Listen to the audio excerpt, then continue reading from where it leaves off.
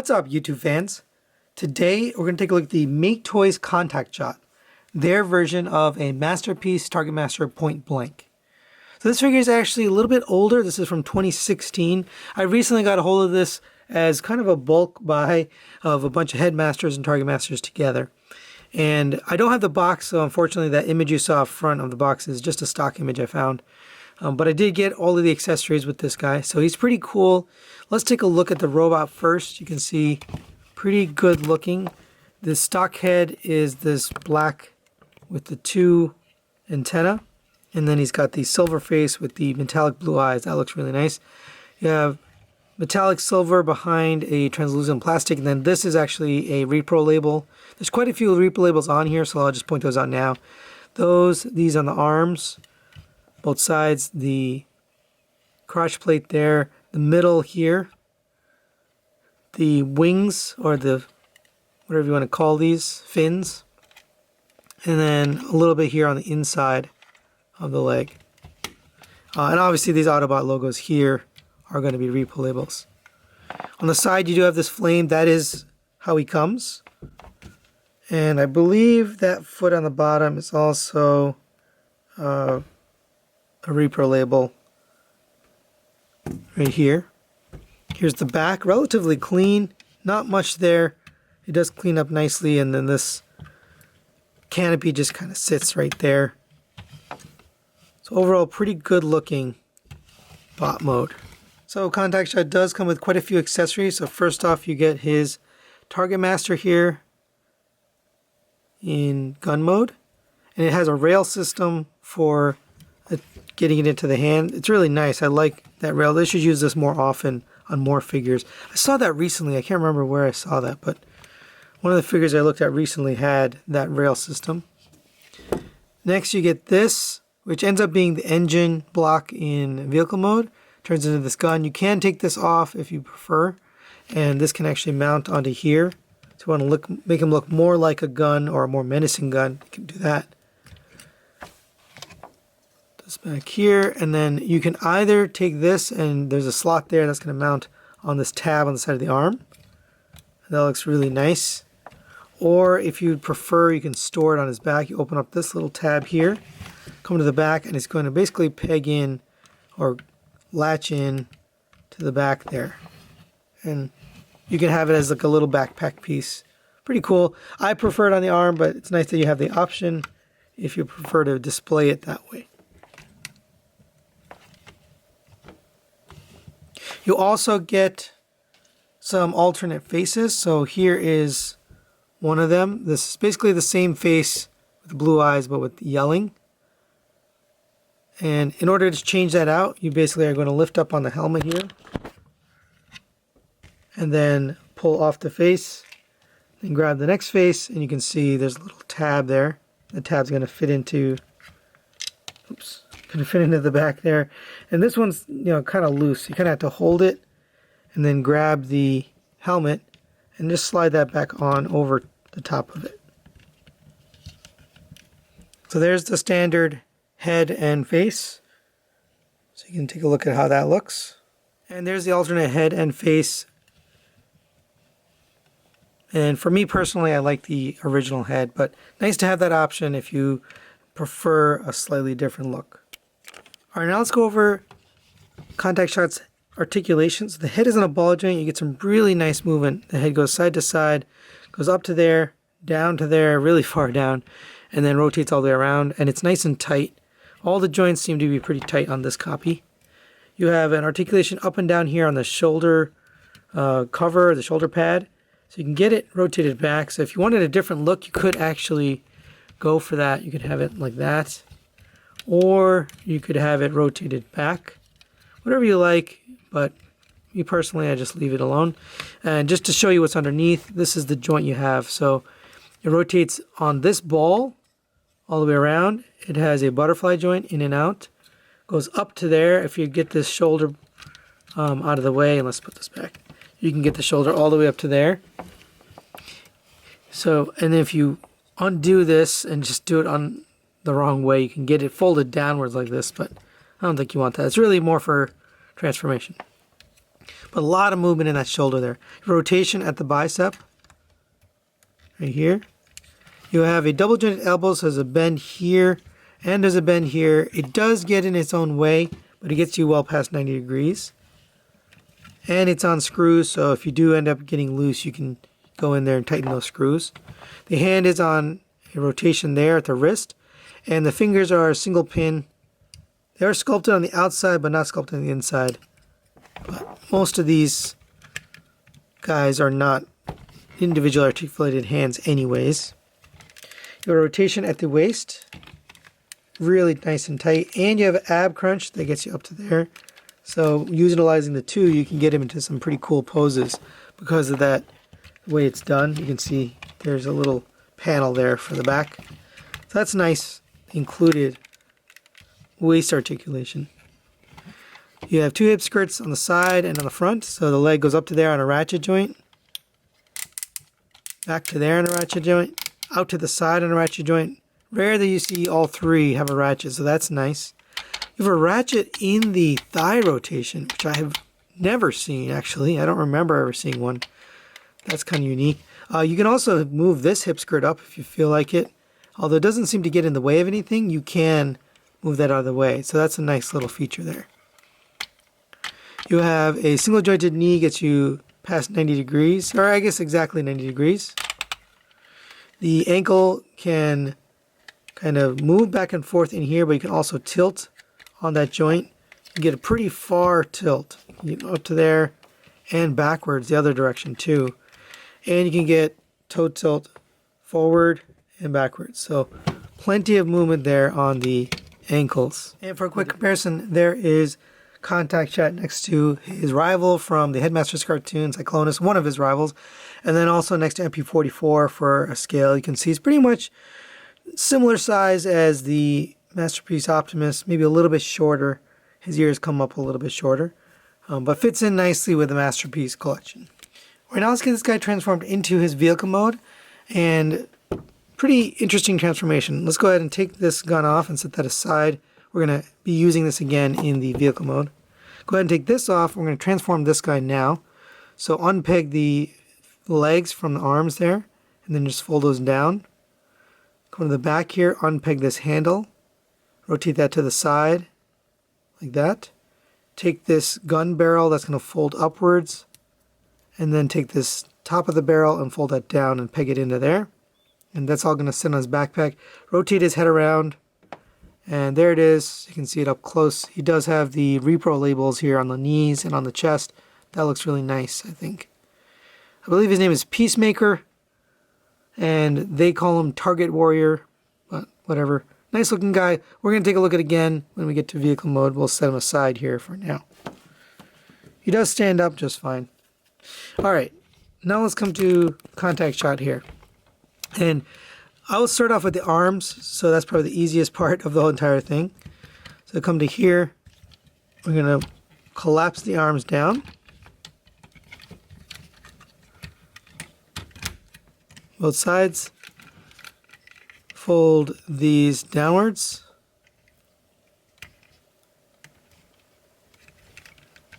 Same on this side. Fold that downwards.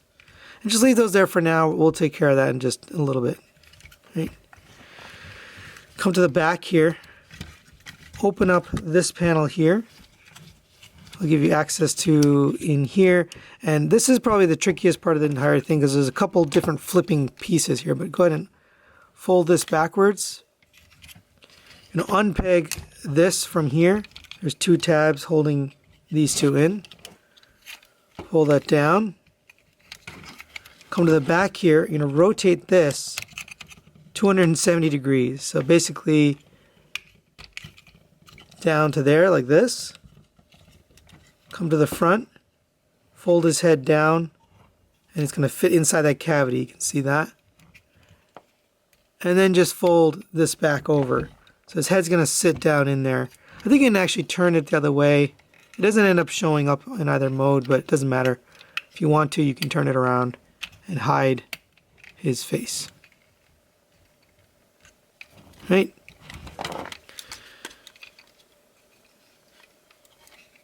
Go ahead and rotate the waist around.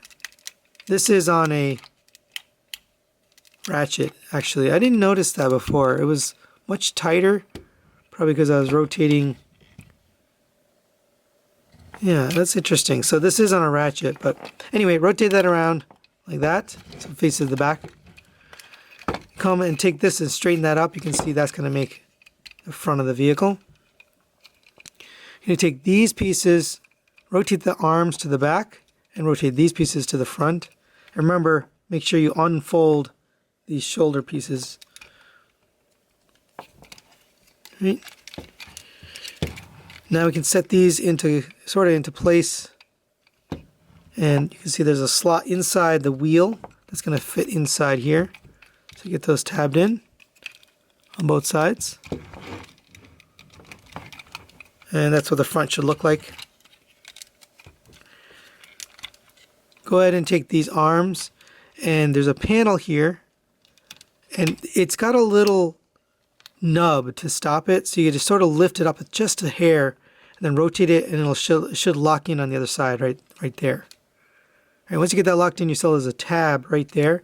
That tab is going to fit in on the side of this glass. So go ahead and get that tabbed in. Same on this side. Rotate that around, get it locked in on the nub, and then peg that into the side.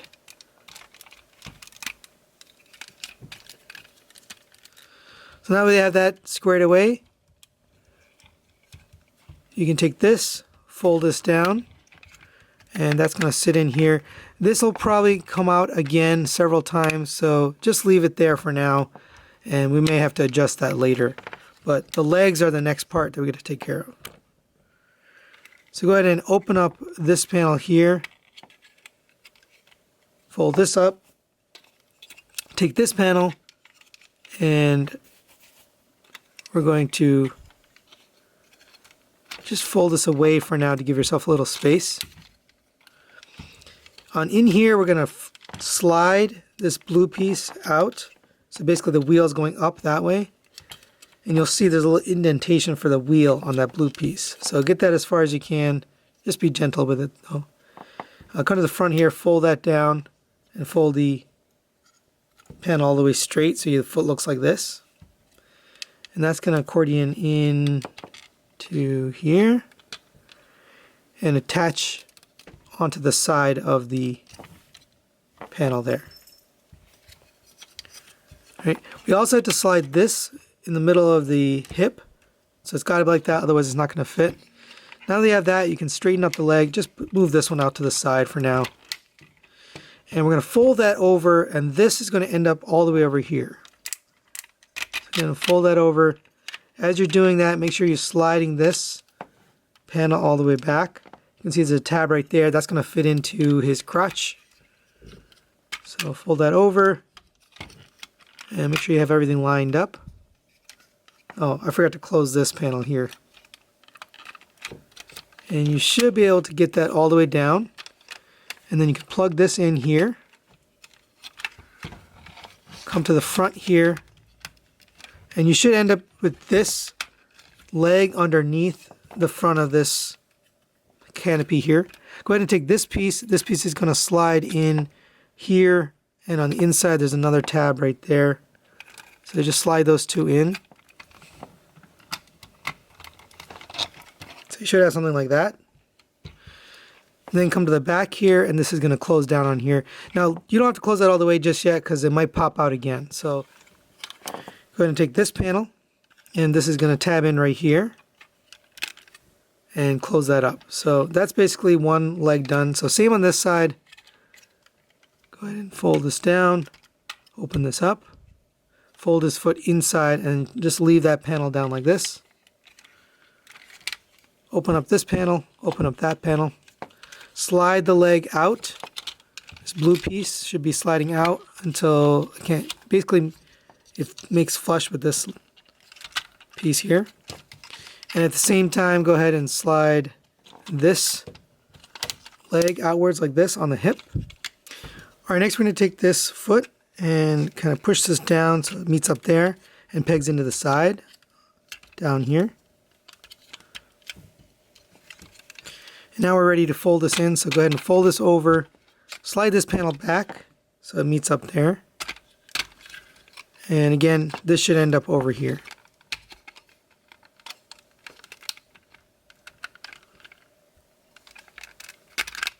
There we go.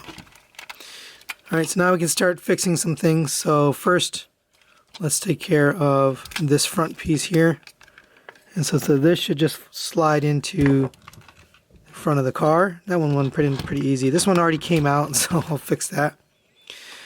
Come to the back here. Make sure you've got these two pegged in there. It's easier to look from the bottom. And then you can peg these two together. Just give it a push from here. Close up this panel and this panel. Make sure those are flush. Now we can come to the back here and close up these two panels. Those are just going to peg in on the back. Sometimes they don't line up perfectly, so just take a look. And get it all squozen together. And we're not quite done. Getting close. So go ahead and take this, which is going to make up his engine. Now it does have an engine block there, so if you don't want to put this there, you don't have to, but it does have a smaller engine block. I think this one makes more sense and it just looks cooler. So just go ahead and tab this in to there. And there is Contactshot's vehicle mode. Really, really beautiful. There are some repro labels in here, so some things like these Autobot logos are not the way it came. But here's the front of the vehicle. Here's the side. You got some repro labels here. This comes with it. You do have rubber tires on this guy, and they are removable. It does roll really nicely. Nice and sturdy. Here's the back. In the back you got some nice paint detail here for the exhaust. Some repro labels here as well. I'm not even sure which is repro labels anymore. I know these for sure. These fins are. And I believe these are, it's gold here as well. But all in all, really nice looking vehicle mode. You do have a nice cockpit here for the Target Master. You kind of want to pull it back and up a little bit. Sometimes it gets caught on these edges, so just make sure you clear those. This is a painted blue surface, so you don't want to scratch that paint up. But open that up and you can see there's no cockpit. Well, you got to open the cockpit. So during transformation, we probably should have done this already, but go ahead and fold that up.